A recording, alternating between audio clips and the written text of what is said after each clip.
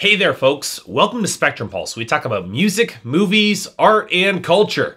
And today we're going to be talking about the new album from Jason Eady titled Daylight and Dark. Now I've recently come into a realization about my own personal musical preferences that is both unsurprising and a little exasperating. I tend to prefer interesting or powerful songwriting over grand musical experimentation at points. It's one of the reasons I've long been reticent about covering a lot of material with growled or screamed vocals, or on that note, covering a lot of R&B, because the actual words on the page don't quite matter in those songs as much as that they were delivered with a certain amount of style. To me, presentation isn't always enough, which means I tend to be a little bit harsher on underwritten indie or hard rock in comparison to some critics, or kinder with acts with more narrative ambition in genres like folk or country. Now, obviously, there's more to it than that. I love good melodies, solid production, and sheer epic music as much as anybody, and my favorite music combines all of these elements. But look, if I'm going to be given the choice between endlessly catchy earworms but lousy songwriting, or riveting lyrics with quieter or less interesting instrumentation, I'm usually going to end up taking the latter. So you know what? It always puts a smile on my face when I find country acts like Jason Eady,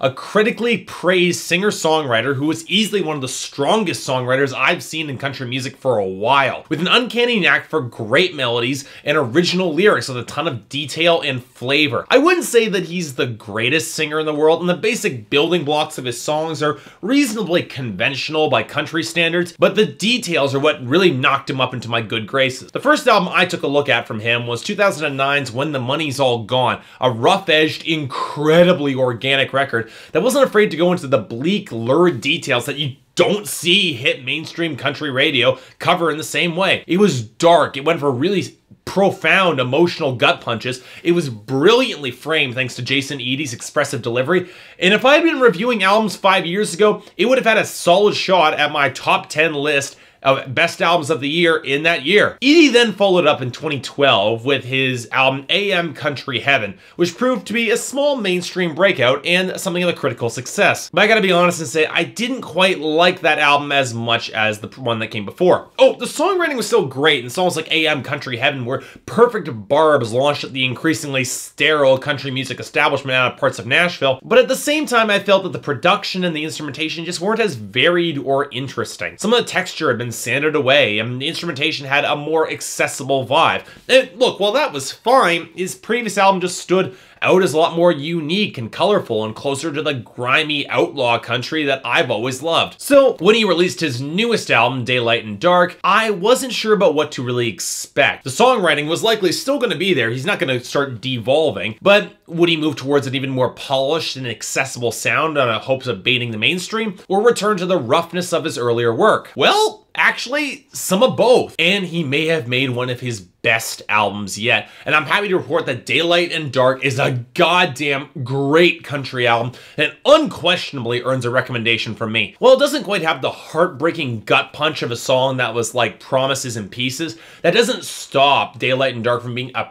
powerfully organic and genuinely moving country record that has incredible soul, nuance, and texture. Look, you don't hear country music like this on mainstream radio. And really, I wish we did, because country music would be a whole lot better for all of it. So okay, let's start with the instrumentation and the production, where Jason Eady has thankfully taken a step back towards the rougher edges. Forget processing the guitars or rounding off the grit in anybody's voice. This is textured production that lets every sound swell and simmer within the mix. The electric guitars have a real growling presence, and yet it's muted in it, so it doesn't ever comes across as overtly imposing. The fiddles squeal. The acoustic guitars are mellow and gentle, but you can pinpoint every note and pluck, and all of it is perfectly balanced in the mix. Honestly, from a production standpoint, it's functionally perfect. This is what I want country production to sound like, and it delivers. Coupled with melody lines that aren't nearly as conventional, but still decidedly country, and the courage to go for darkness, which most country albums in the mainstream won't do, the instrumentation creates an incredibly intimate and decidedly real atmosphere that sucks you in and doesn't let go. And help us along the way, we have Jason Eady. He still doesn't have the greatest voice, and I think that there are some elements in the vocal production that soften some of his rougher edges, which I don't think is one of the best choices that the album makes, but the man has a gift for wonderfully emotive and empathetic delivery that takes real risks and not framing all of his bad decisions as turning out well. To complement him, he brought on his fiancée, Courtney Patton, and Her delivery is a perfect balance with his, which comes across most to the forefront in the phenomenal duet, We Might Just Miss Each Other. Indeed, balance is probably the word that best describes this album across the board. The instrumentation varies between bleak melancholy and upbeat cheerful country. But looking past that, you can find lyrics that play in much darker shades of gray between the two. For every upbeat song about swigging whiskey and having a good time, there are moments of regret and remorse to color it, and the undercurrent of rampant alcoholism that runs deep throughout this album. And while this album does have something of a loose narrative, it's really just a series of short stories about a man's lonely journey through his vices and the string of failed relationships, hookups and otherwise. Now, what's interesting about this album's framing is that it does show both sides of the coin, and it doesn't implicitly pass judgment on either of them. It shows the consequences of Jason Eady's drinking and sleeping around in the music and shows how lonely he might be, but doesn't really make an outward moral judgment on him. Hell, on the magnificent song Temptation, he makes the case that the only code he holds himself to is his own personal code, refusing to be led by the nose, and he just prays that he managed to get it right internally and that he's walking along the right path. And then yet you have songs like the title track, where he even questions that path, and he wonders how on earth people balance out that internal dichotomy within themselves between virtues and vices, or even if they care enough to make any sort of judgment calls on that matter, one way or the other. In other words, it's an album that can contain covers of Whiskey and You by Tim McGraw and Late Night Diner by Adam Hood, and still make the moral ambiguity feel incredibly cohesive. In fact, on a purely technical songwriting note, this album flows incredibly well, and the poetry is better than ever, with Texoma texture that feels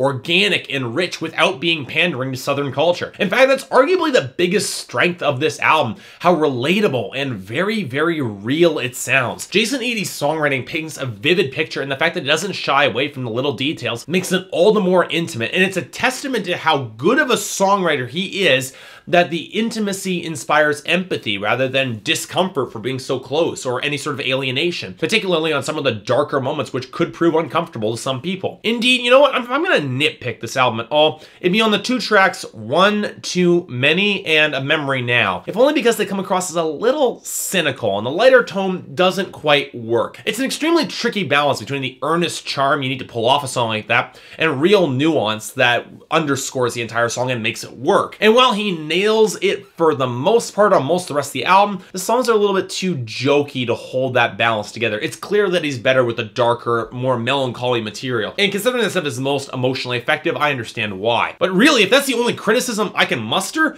that says a lot. I don't like saying this, but it's kind of hard to deny that there's a real element to truth to this statement. Jason Eady's Daylight and Dark is too good for mainstream country radio in its current form. It's not a record that's looking to make it easy upon the listener lyrically, but he's a talented enough songwriter, and the instrumentation is great enough on its own to just sucker you in for an emotional roller coaster, and that one that you'll be very glad you tried. For me, this album is a strong 9 out of 10, and I can't recommend it highly enough. If you're listening to country music at all, and you haven't heard Jason Eady's Daylight and Dark, you need to listen to it. You need to listen to it sooner rather than later. I can't promise that it will be an easy listen or one you'll be entirely comfortable with all the way through, but it's an incredibly rewarding one all the same. Check it out. So yeah, thanks a lot for watching. If you'd like to like and subscribe, I'd be more than grateful. If there's any other albums you'd like me to check out coming out this year, or if there's anything I might be able to do to improve my presentation, I'd be more than happy to hear about it. So until then, see you next time.